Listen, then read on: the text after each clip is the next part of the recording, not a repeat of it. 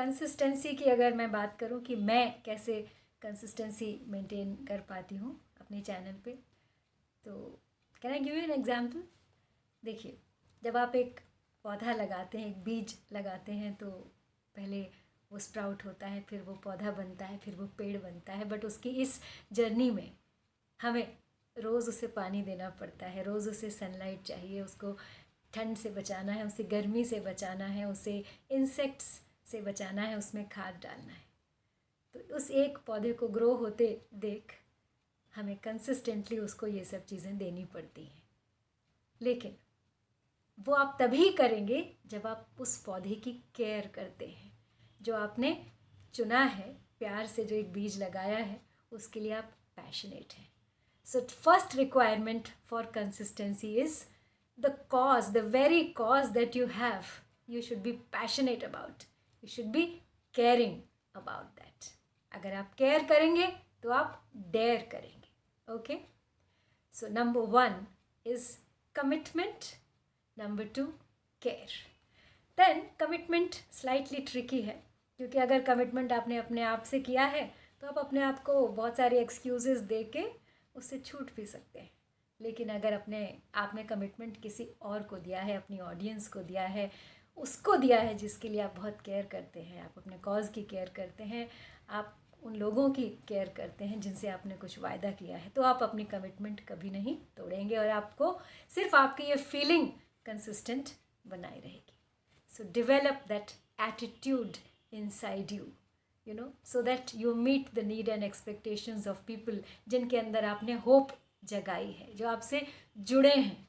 अगर आपने उनको मझधार में छोड़ दिया तो फिर आपका ट्रस्ट भी टूट जाएगा। Then there is a clock, समय का जो चक्र है भगवान ने हमें दिया है। जैसे सूरज चांद बदलते रहते हैं, दिन रात होती रहती है, ये कंसिस्टेंट चक्र चलता रहता है। हमें भी उसी तरह का एक चक्र डिवाइस करना है, to use our time wisely. So we have to be clockwise, prepare a time table, stick to it. Okay, making a time table is no big deal, but sticking to it is big deal. Number 4, be clock smart. लेकिन time सबके पास है, time table भी बना लिया, लेकिन how smart you are in multitasking within the given 24 hours. कोशिश करती हूँ कि अपने टाइम टेबल पे टिकी रहूँ, लेकिन कभी कभी डिविएट हो जाती हूँ, but I make it up otherwise, because जो भी मेरा सुनने का काम होता है, कोई मुझे गाना सीखना है तो उसे सुनना है, या कुछ और है तो मुझे उसकी जानकारी लेनी है, सुनना है, पढ़ना है, तो जो टीवी टाइम होता है वहाँ पे मैं 2 काम करती हूँ। While watching TV I edit, I read, while I'm in the kitchen, I listen.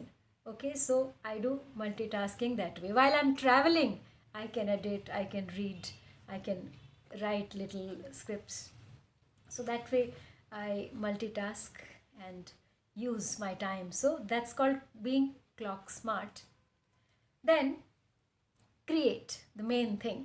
तो जब हम क्रिएट करने चलते हैं तो हमारे लिए एक कंफर्टेबल सेटअप होना चाहिए, एक ऐसा सेटअप जहाँ पे आपकी सारी चीज़ें मौजूद हों, आपको हर बार नए सिरे से तलाशनी ना पड़े। आपकी किताबें, आपका पेन, आपका राइटिंग पैड, आपका कैमरा, आपका माइक, सब ऐसे कंफर्टेबल सेटअप में लगा हुआ है। एक मिनी स्टूडियो जैसा आपने अपना एक कमरे में कहीं एक कोने में बना लिया है। बहुत ज़्यादा जगह नहीं चाहिए उसकी, एडिक्वेट लाइट हो अगर आप वीडियोस बना रहे हैं।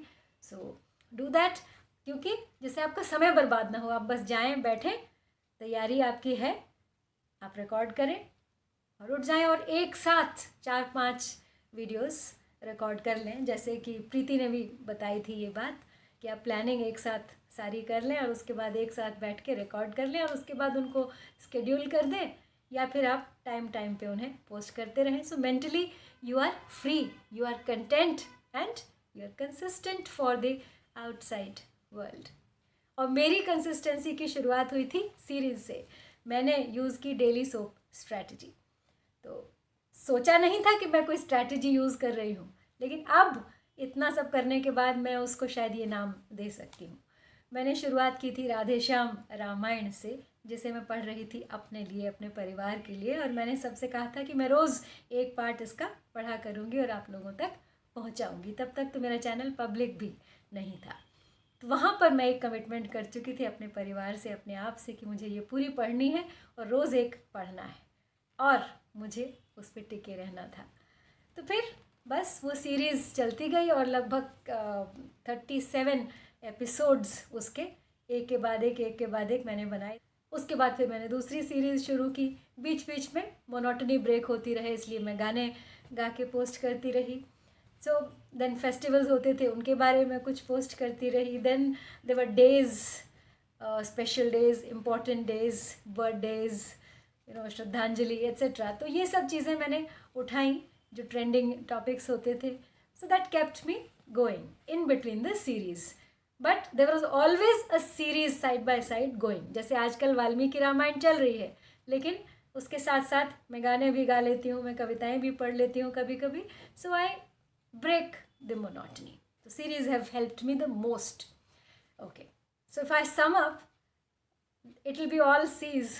So number 1 is commitment, number 2 care, number 3 create series, number 4 be clockwise, be clock smart, and then create a comfortable setup, a comfort zone for yourself where you can work conveniently and consistently. Success जो है वो कोई destination नहीं है। फल की इच्छा मत कीजिए, फल आएगा अगर आपके काम में शिद्दत है तो। सो success is a journey, not a destination. Okay, so keep moving, enjoy every small success, don't stop.